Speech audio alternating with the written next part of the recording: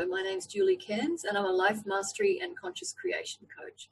I'd like to welcome you today to the Inner Peace Masterclass, and today we have with us Lisa Barnett, who is the founder of the Akashic Knowing School of Wisdom, teacher, consultant, author of 2 books and a whole lot more. Lisa, I'd love to welcome you to the Inner Peace Masterclass today and to talk to us about how knowing the Akasha can actually influence people's sense of peace within themselves. We'll delve into that more, but welcome. Thank you. Thank you. It's lovely to be here. I'm always excited to share about the ancient wisdom of the Akashic Records and how it can be of service to humanity. I've got a couple of questions I'd like to start with. I'd like to ask you how you came to this play, but first I'd like to talk to you, what is the Akasha? I know the ancients used to call it the Book of Life, and it's around an etheric energy. It's not actually a library. Can you tell us a little more about, for you, what the light beings have informed you Akasha is? Yes, of course. So the Akashic Record is the record of your soul's journey, really through time immemorial. So if you imagine that you individuated from source, we'll just go billions of years ago for a number, and you continue traveling and journeying, to this day, everything you have ever been or done, whether it's here on the earth plane or another planet, plane, or dimension, it is all recorded in the ethers. So Akasha is a Sanskrit word which actually translates to ether or sky. And I always love the analogy, just as, we have today the iCloud, where you could take all of your work, your videos, your writing, upload it to the cloud and access it whenever you wanted to. Well, the Akashic Record is actually very similar. So if you want to reclaim some past life wisdom, maybe some gifts that you've had in other times, you can access that cloud, which is the Akashic Record, and reclaim and learn about some of your gifts and talents. So it can be phenomenally helpful in a everyday sort of way.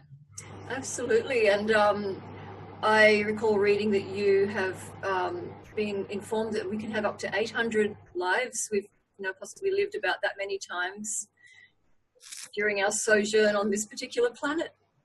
Yes. Yeah. We're a little slow on the uptake, is really the truth, because Yes. as we know, life is not so easy. Life is can be a challenge. Yeah. And, we struggle, we make some mistakes, we come back to fix those mistakes, we learn new things, we make soul contracts, we come back to be with those people again, we come back to share our gifts and talents, and before you know it, 600, 800 lives have just flown by. Before you blink your eyes. It's amazing. Can you tell us a little about those soul contracts that we've made? Yes. So kind of the big picture is that every time you come back here, every time you choose to embody again as a human, you write a soul plan. And in that plan, we write soul contracts. And we, decide what we want to learn and what gifts and talents we want to bring with us. But we'll just talk soul contracts for a minute. So we say, who do I want to be with? Are there people or, souls that are embodying again as people that I'd like to support, that I'd like to be with? It might be parents or siblings or spouses or children. So we make really many soul contracts. Again, most of us write, I'm going to say 20, 30, 40, even 50 soul contracts. And one of the reasons we write a lot of them is because we have free will. So we might up and decide to move to a different country or a different area. Your parents might move to a different area, and you might miss that person you had a soul contract to marry. all of a sudden they're nowhere in your world. Now you might wait and things might circle around and you might come together eventually. Or, oh, you know, soul contract number 2 shows up. Oh, here's a partner. Here's someone part of my soul family. We had some fun, supportive lives together. Let's get married again. Yeah. So we do set ourselves up with backup plans and options just in case. So I always say we're smart, we're wise, we're old. It's sort of like it's what that's saying is that it's not set in concrete. The Akasha is like a blueprint that can be, it's decided by free will, by the choices we make. So in a sense, you know, some people say that you can predict what's in the future, but really they're just options and different paths that you could choose. And this kind of does feed into like some visions that people have of the future, that we could consciously create a different future, like if it's not a productive one, or that the planet might be damaged, and we can, you know, work consciously on a vision of changing that future that's not looking so healthy. I mean, is that the kind of thing that the light beings you work with say, that we can actually work with changing those energies consciously? Yes, absolutely. They always say that nothing is written in stone, which is kind of the greatest thing ever to remember. Yeah. We write many different soul contracts so that, you know, if you want to, say, get married or have a family and you miss that one person, I always think, what if I only had, you know, one soul contract with one soulmate, and they were born in Australia and I'm in California. Well, I might never get married then, you know. And of course, free will. You could get married anyway, but it wouldn't be quite the same because, well, not quite true either. We do have, because we come to have free will, we could write new contracts. We could marry, you know, of course, outside of those soul contracts, but they're different. Then you're kind of going off plan in a way, and that's fine too. I'm just recalling reading, I think it's Dr. Newton's books about life between lives, and he talks about there's often 5 exit points. Is it he who writes of that? Often that we're presented with 5 exit points during our life, and we choose whether or not to take those. How real is that with what you've been informed of and channeled? Yeah, I get the exact same thing. Right. You know, I mean, I always say that I actually have had many friends. Some of my closest friends in my life have all crossed over between 13, 19, 40, 55, really all kind of choosing kind of unlikely exit points. Sometimes they were illnesses and sometimes not as much, right? It can be an accident. It can be, you know, a shocking illness. My first friend died of a brain tumor at 13. You know, sometimes we're just done. Yeah. And they do show up. And so in some ways, it's kind of good news, you know, for us who are a challenge to be human sometimes. And of course, it's hard on our families and our friends, no doubt. But we are very ancient, expansive souls, and we know that bigger truth. And so we understand, say life is going along and it's not playing out according to your soul plan, and you decide that, I don't think I want to go down that road, I'll just leave and come back. You may have a accident. Something may just come up really suddenly, and you leave and you come back. Yes. And again, you know, you think 800 lives, what the heck? You know? Next. You know, the thing is, we do build up a body of knowledge each lifetime, and hopefully maybe as we become more ascended, we'll remember more each lifetime. I think the veils have become very thin. Many of us are remembering a lot of our lifetimes. But the interesting thing is, through this Inner Peace Masterclass process, is talking about what brings peace to people. And, you know, we know meditation and various practices will bring you down into your skin again and come from like anxiety states.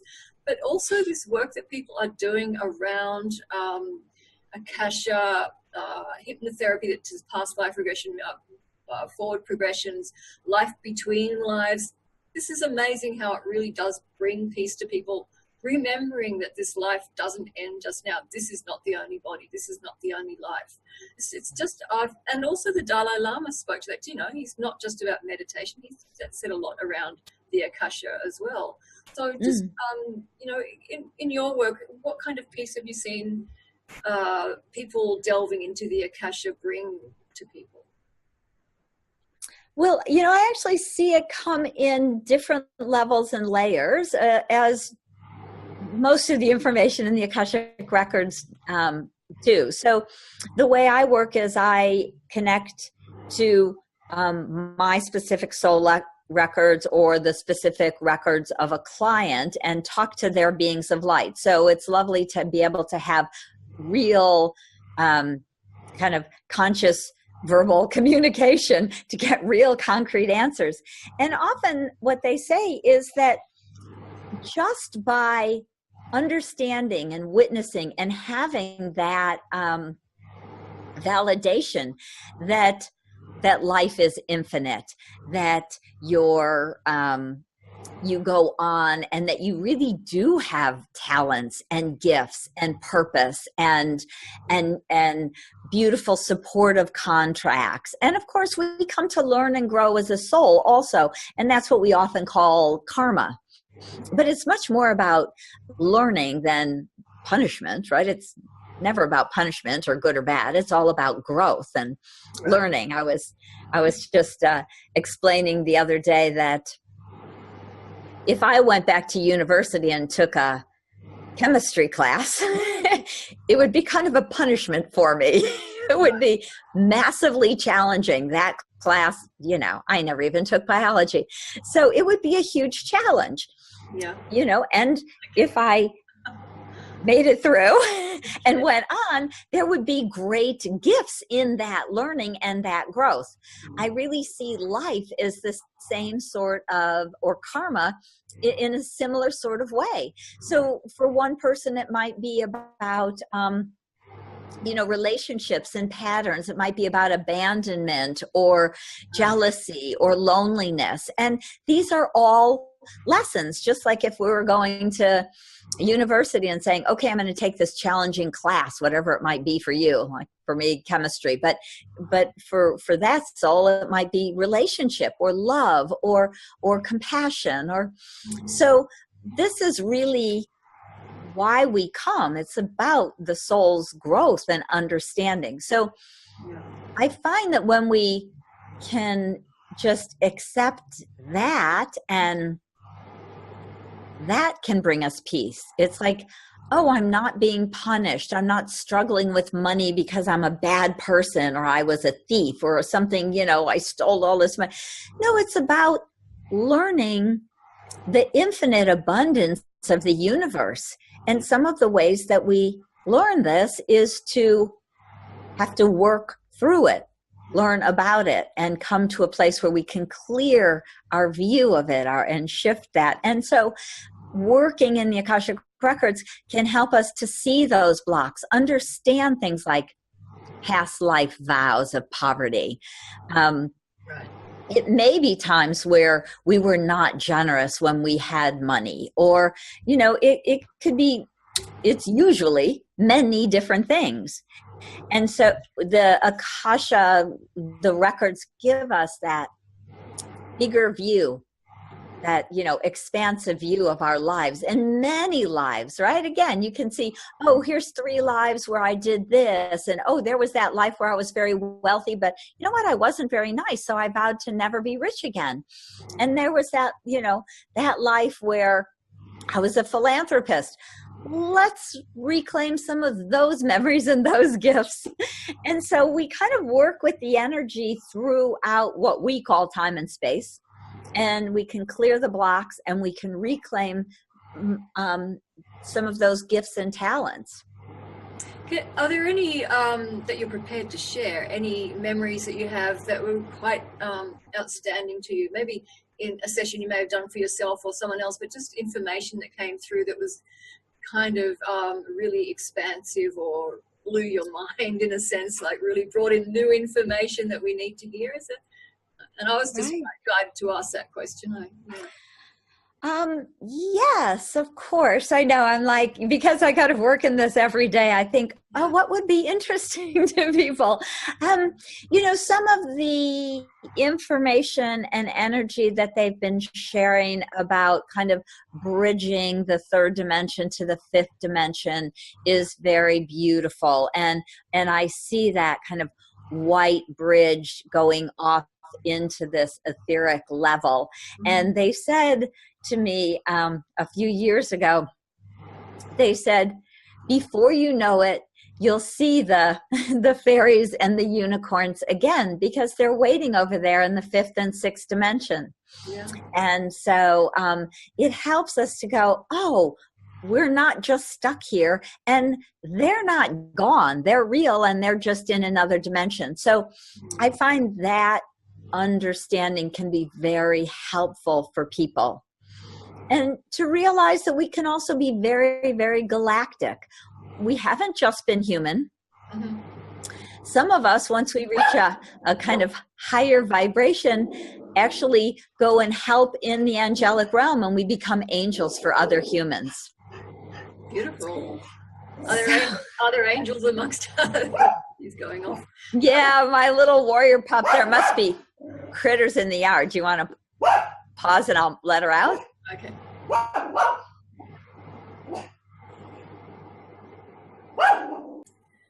Okay, so Puppy's now outside, and we were talking about angels amongst us, angels in the etheric.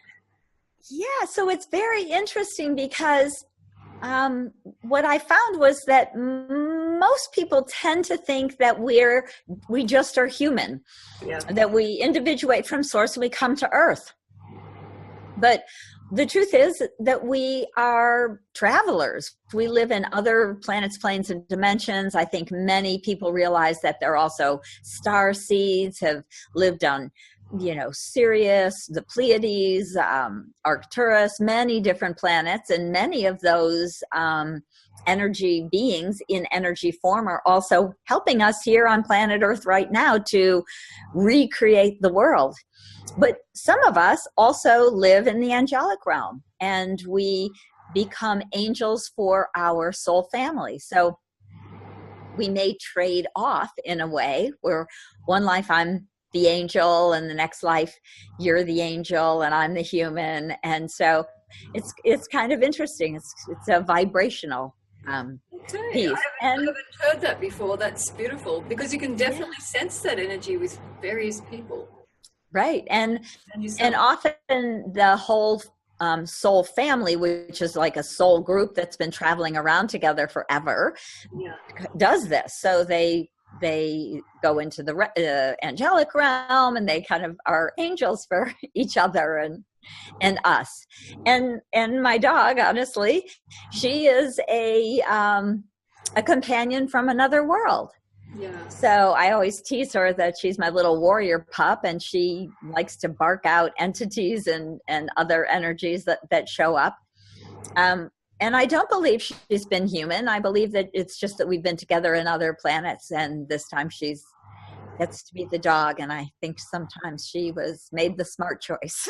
So animals have their own Akasha. They have their own record, their own destiny, their own life patterns and beings they've been. Do you do readings for people around their animals at all? I do. I absolutely do.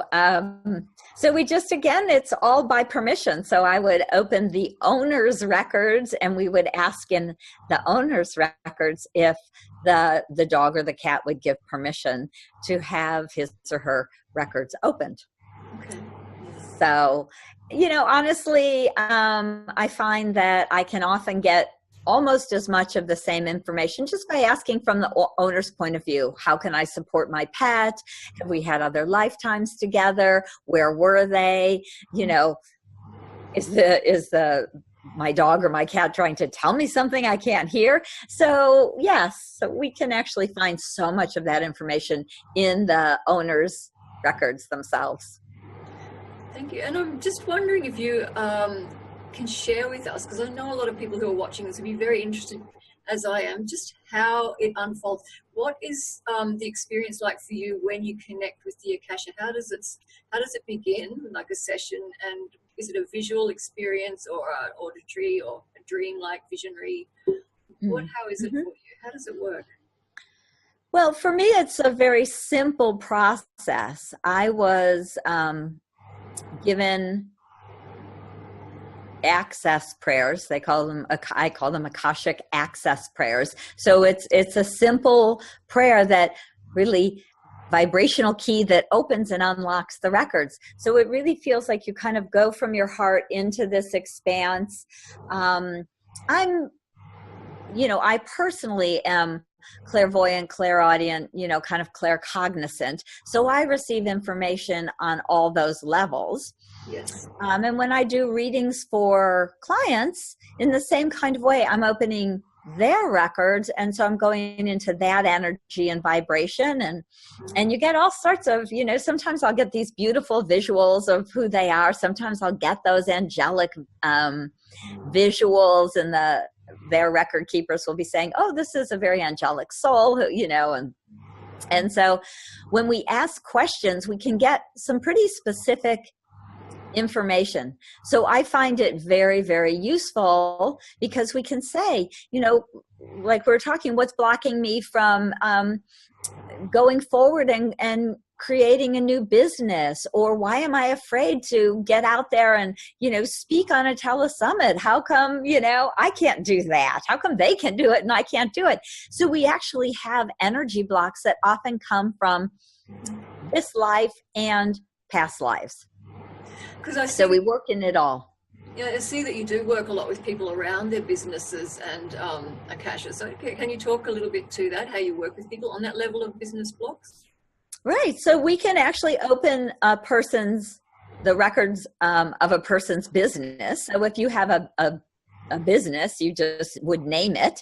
And so for clients who want to work on their business, I usually open the person, the owner's record, and the name of the business. And we can ask about alignment, highest and best next steps. We can even ask about marketing steps, about working with other people. Is it in the highest and best alignment of the person, the business, to say, do whatever it might be, whether you're advertising in a magazine or doing a telesummit or teaching a healing class or whatever it is you're thinking. I don't know if I should do that, or if I should work with that person. And when it comes to other people, we would often say, is there karma attached? Is there some lesson that this person wants to learn? Let's know it and understand it before you get in that relationship and maybe even get blindsided by it. So you can ask all sorts of different kinds of questions in that way. So you're prepared in a little bit of a bigger way. Or is it, in my highest and interest to work with that person if there's some old karma attached? And I learned that lesson with an easy way, right? None of us have ever learned that lesson before. That's a tough one. It sounds brilliant. I really love that concept of coming to you for, like a bit of spiritual guidance around a business and good pathways. That sounds fantastic. And so I'd just like to sort of go back to the beginning. How did you start? Where were you before you came into working with the Akasha? Because I do believe you already had very spiritual work that you were doing around prayer work. Yeah. So, my path has been a very full life path. My first kind of awakening moment was when I was about 3 years old, and I realized I was trapped in a body, and I told my mother I wanted to go home. So it started at 3. What was her reaction? How did she said, honey, you are home. You're like, what do you say? Where the heck do you think you're going? You're 3, right? Because you're so close to home when you're 3. Right. I could clearly remember being in an etheric body with 2 other etheric souls having a conversation. And I thought, what I realized is that I was 3 and I'm a communicator. So I was learning to communicate. And my memory was something like, oh my gosh, this is so hard. This is so frustrating. I want to go back where I can just give them the information. I don't have to do all these words, right? And I just was like, I want to go home. And so I went on. By the time I was about 13, 14 years old, I was living in California, and it was the late 60s, early 70s, and there was lots of interesting things going on and lots of interesting stuff to read. So I started studying it at a very early age, a lot of Eastern religion and all the esoteric work out there, and eventually went on, became an intuitive energy healer, studied for years with an amazing energy healer. And then I worked for 10 years as a prayer practitioner in the New Thought movement, really doing prayer healing work. And so when the Akashic Masters asked me to do my second book, which is From Questioning to Knowing, with 73 prayers to transform your life, I'm like, we're doing a prayer book? We just did an Akashic record book. What's up? And they said, well, about 95% of the world pray. And this is such an easy way to support the world and to help people transform with this high vibrational Akashic energy, which is part of Source. We just channeled 73 prayers to help people to kind of clear and understand and see the bigger picture and help them to work through everything. Yeah. So, I kind of stepped. It's been a process, like the masters always say, it really is a journey. It's not a destination. Mm-hmm. So I'm always a little surprised, when the Akashic Masters ask me to do something new, like write another book. I'm like, okay, what? What are we writing this time? I'm good with the surprise. So it just evolved really over time. And then I realized they said to me, start a school. Yep. They said, we will give you access prayers. We will give you healing prayers. We will help you to teach this healing work to the world and, help to, heal humanity, like one person at a time, right? Absolutely. And the power of the prayer is phenomenal. I think people don't kind of realize the power of how it works. Because the actual words themselves words are sacred. I think it's probably, but also I feel like it's the energy and the emotion of our talking to God and talking to Spirit also gives prayers power. Is that because it's beautiful that you've outlined prayers, but a lot of people aren't really clear about how to pray. They'll do it within a church setting, but not so easily within a home situation or outside, in a beautiful natural setting. But I do believe they're very powerful. So when you say you're running a school, do you have a lot of students from around the world? Is that quite a large body of work there? So I do it both online and in person.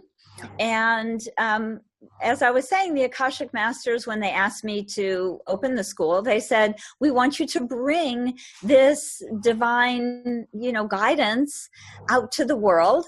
And so I teach Akashic Self-Mastery, which is course 1 and 2, and I teach people to open their own Akashic records using these vibrational keys, using these sacred access prayers they've given us, along with healing prayers, and just really teaching people how to open the records, feel the energy, start to communicate with the Akashic record keepers.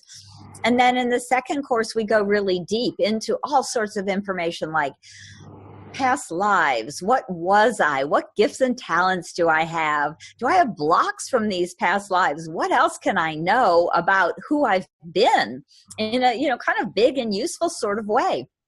And of course, we talk about our ancestry and our genetics. Why would I pick this family? Not everybody's so happy with their family of origin. So you think, why did I pick that family? It may be about soul contracts. It might be about some karma that you wanted to complete. It may be to support these people or some of the people in your family in a specific way. So everything that we have chosen in that plan is so useful to understand because it's not all random.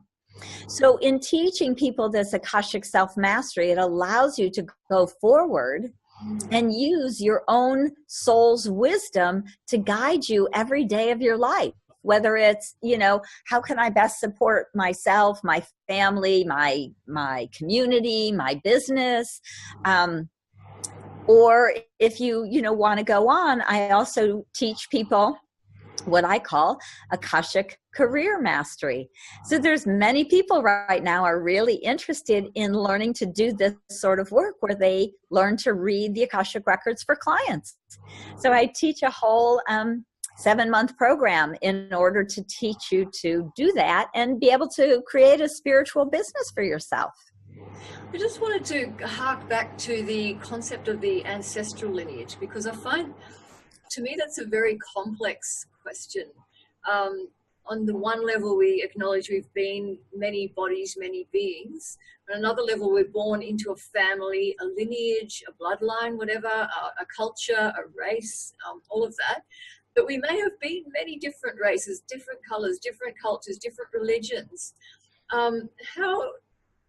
How important in Akasha is the actual ancestral lineage of the body we're in now, as opposed to the spirit that's traveled across time and space and planets and the universe?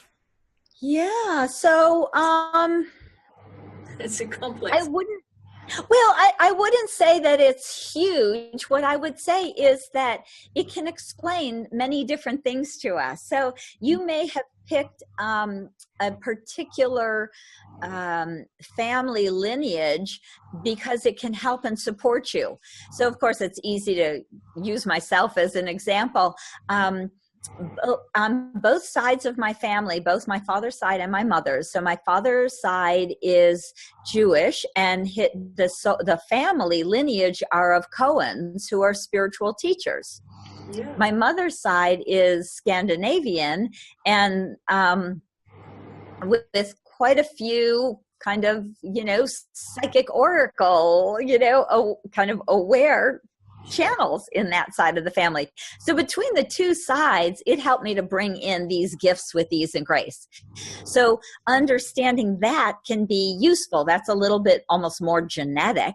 Yeah. And then some of it's about the ancestral pattern. So many of us have, we might pick a family. The ancestry to me is often that bigger. What country, what area, what region are you from? What are the beliefs that this group holds? Because when we can start to look at that, we can often see why we think or believe certain things.